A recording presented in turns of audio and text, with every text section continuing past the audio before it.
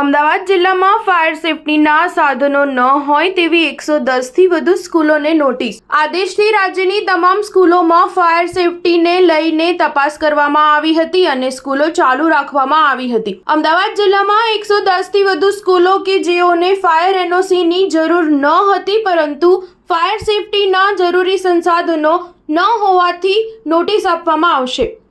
અમદાવાદની 1900થી વધુ સ્કૂલોમાં ચેકિંગ કરવામાં આવ્યું હતું. રાજકોટના અગ્નિકાંડ બાદ શિક્ષણ વિભાગના આદેશથી રાજ્યની સ્કૂલોમાં ફાયર સેફટીને લઈને અગાઉ સઘન ચેકિંગ કરાયું હતું.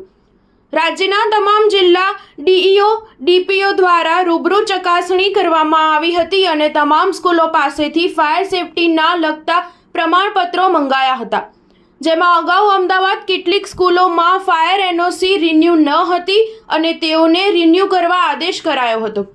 આ દરમિયાન હાઈકોર્ટના આદેશ બાદ શિક્ષણ વિભાગ દ્વારા ફરી એકવાર તમામ સ્કૂલો ફાયર સેફટી ચેકિંગ માટે આદેશ કરાયો હતો અને જેમાં ગુજરાત શિક્ષણ બોર્ડ, કમિશનર ઓફ સ્કૂલ કચેરી તથા પ્રાથમિક શિક્ષણ નિયામક કચેરી દ્વારા તમામ ડીઈઓ ડીપીઓને પરિપત્ર કરીને રવિવારે ચેકિંગ કરીને 17મી સાંજ સુધી રિપોર્ટ આપવા આદેશ કરવામાં આવ્યો હતો. જેના પગલે તમામ જિલ્લામાં રવિવારે રજાના દિવસે પણ સ્કૂલો ચાલુ રહી હતી.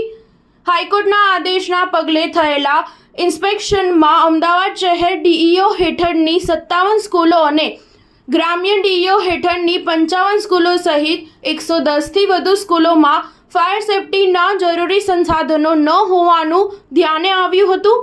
જો કે નિયમ મુજબ આ સ્કૂલોને ફાયર એનઓસીની જરૂર નથી, કારણ કે 9 મીટરથી ઓછી ઊંચાઈ ધરાવતા સ્કૂલ મકાનને લીધે આ સ્કૂલોએ ફાયર એનઓસી લેવાની જરૂર નથી, પરંતુ હોઝરેલ પાઇપ અને બાટલા સહિતના જરૂરી સંસાધનો રાખવા જરૂરી છે. જેથી કેટલીક સ્કૂલોમાં હોઝરેલ પાઇપો ન હતી. આ સ્કૂલોને નોટિસ આપવામાં આવશે. સ્ટાર ન્યૂઝ 7 હંમેશા સચ્ચાઈની સાથે.